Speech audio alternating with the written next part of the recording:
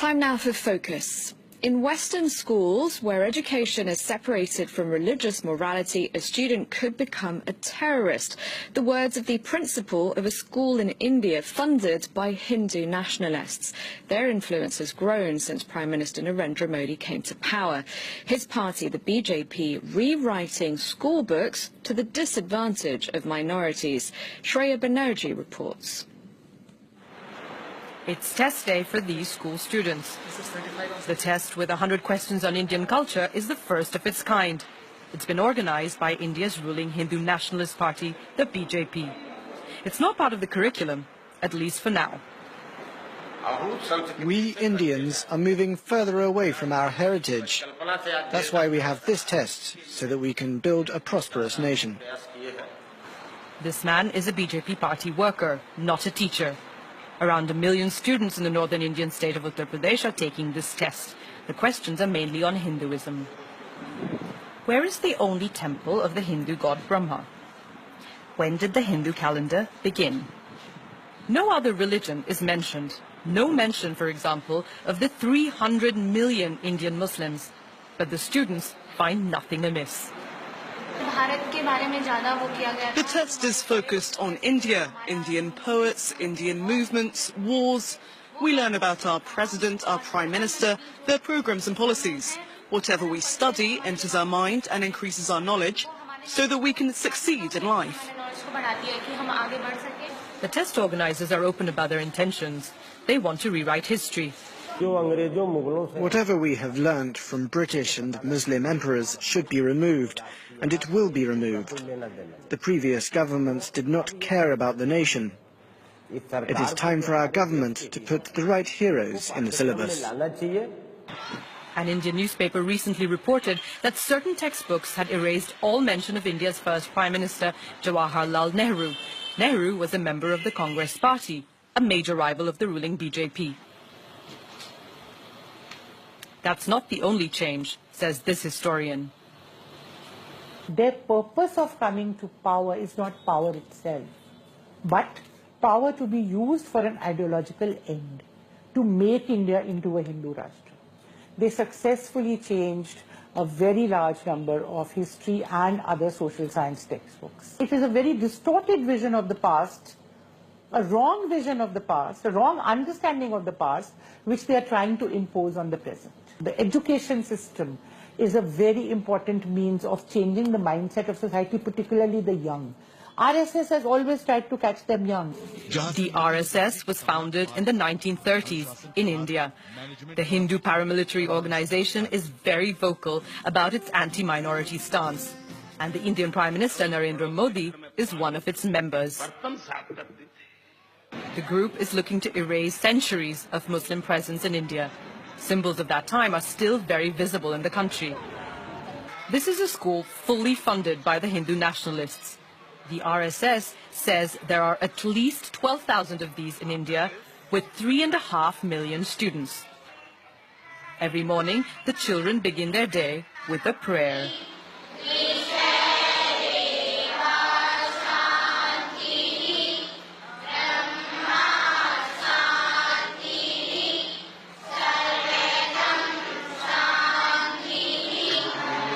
Prayers are followed by a religious ceremony and the principal's speech.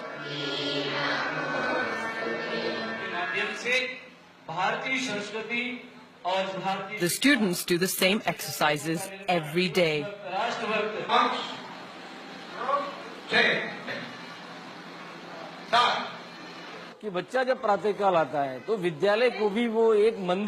For the pupils, the school is a temple. The sacred texts of Mahabharata, Gita and Ramayana are the basis of their education.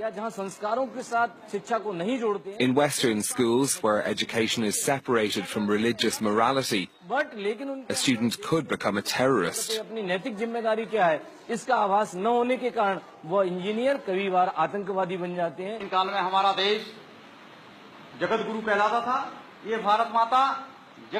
A narrative that glorifies Hindus and casts minorities as outsiders. By introducing these ideas in schools through tests and the modification of textbooks, the BJP is looking to influence the thinking of young people. Almost half of India's population is under the age of 25. For more on this, I'm now joined in the studio by Olivier Guillard, Asia Research Director at France's Institute of International and Strategic Relations. Hello, thank you very much indeed for coming in. First of all, if you could tell us a bit more about the RSS. I understand it helped propel Narendra Modi to power. Absolutely. Let's say that this is a kind of a sister ship from the current political party that is in power for the last 3 years in India.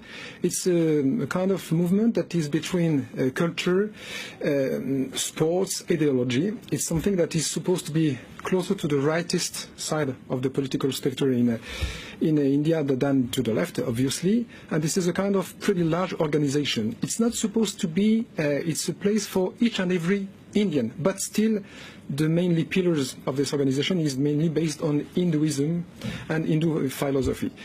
And this is not a secret organization. It's a pretty large. You can, when you are lucky enough to visit regularly this country, you find pretty large places where you see guys training, young guys training. Any idea of the numbers? They are by millions, yeah, they definitely. But once again, it's not a secret organization. It's pretty. Your colleague said it properly a few minutes ago that this is an organization that's probably 70 or 80 years old, and there has been a large numbers of even political leaders, regional or national, that joined this organization many years or decades ago. So, and once again, it's not seen like a political party as such. But this is a kind of internship preparing guys to join the right side of the political spectrum or the Hindu society in an Indian nation. So how many members of the current government do you think are there who were once members of the RSS, and how crucial a role does it play in the government now? This is quite an interesting issue. I don't have exactly the numbers in mind, but I would say that probably over 1 people out of 2 in this government on the national basis. Where regionally, once again, we need to remember that India is a federation, there is countries. Each and every of the 30 states has quite a different type of local government with different kind of competencies. But at the national level, in the current government, that is an Hindu nationalist government, it's not. As such, this is not a crime to have such an agenda. I mean, so they came to power peacefully. Then Narendra Modi 3 years ago won the general elections very easily, with such a numbers that we had not seen such a success for at least 30 years in the country. So there has not been any crime, any derived by the vote in what India is called the largest democracy in the world. It's not for nothing. At the moment, let's say that around Narendra Modi, which remains extremely popular 3 years after arriving to power, he has a lot of people around him that do belong from a close side from a longer side to this Hinduism movement.